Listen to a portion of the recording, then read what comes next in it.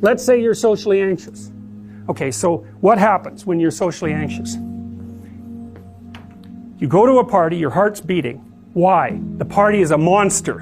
Why? Because it's judging you. And it's judging you, it's putting you low down the dominance hierarchy, because that's what a negative judgment is. And that interferes with your sexual success.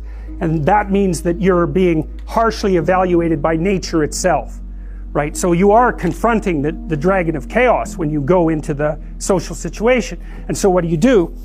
You're like this, right? You hunch over, and that's low dominance. I'm no threat. It's like, well, that's not going to get you very far. You know, but that's a logical thing to do in the face of a tyrant. So I'm no threat. You know, you look at the king and you're dead. I'm no threat. I'm hunched over. And then what's happening internally? What are people thinking about me? What are people thinking about me? Am I looking stupid? Am I looking foolish? Geez, I'm awkward. I hate being here. Man, I'm sweating too much. It's all internalized, right? It's all self-focused. The eye isn't working. What do you tell people? Don't stop thinking about yourself, because you can't. It's like, don't think of a white elephant. White elephant, white elephant, white elephant. You can't tell someone to stop thinking about something because they get caught in a loop. What you do with socially anxious people is you say, look at other people. Look at them, right? Why? Because if you look at them, you can tell what they're thinking. And then unless you're terribly socialized, and some people are. Some people have no social skills. And so the reason they can't go to a party is because they don't even know how to introduce themselves. Like no one ever taught them how to behave. And so they're really good candidates for behavior therapy, because you walk them through the process of how you actually manifest the procedures that are associated with social acceptability. But most people aren't like that. They have the ability. So if they're really introverted and high in neuroticism, they can usually talk quite well to someone one-on-one. Why? Because they look at them. Well, if I look at you, it's another thing to do if you're ever speaking to a group of people. Never speak to the group of people. That doesn't exist. You talk to individuals, and then they reflect for you the entire group, because they're all entrained. So you look at one person, they broadcast to you what everyone's thinking, and you know how to talk to one person. So it's easy.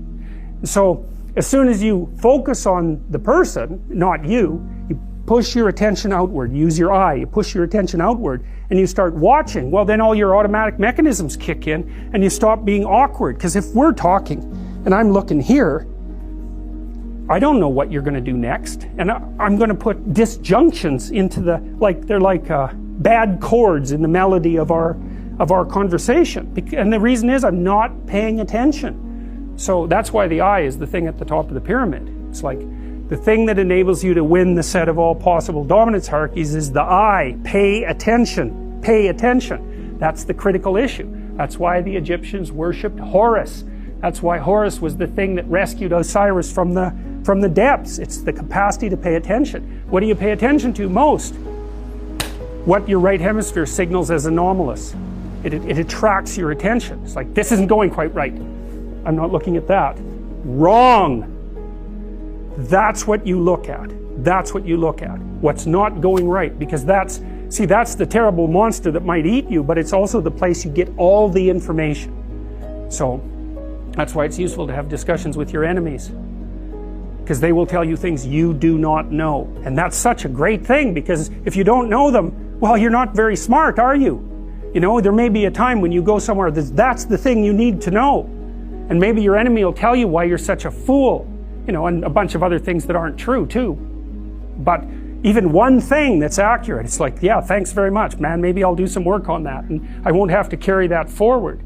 So, and then that's part of the reason, again, why the terrible predator, it's always the terrible predator that has the gold. It's like, it's the person who delivers the message you do not want to hear. So it's rough, but it doesn't matter. Life is rough.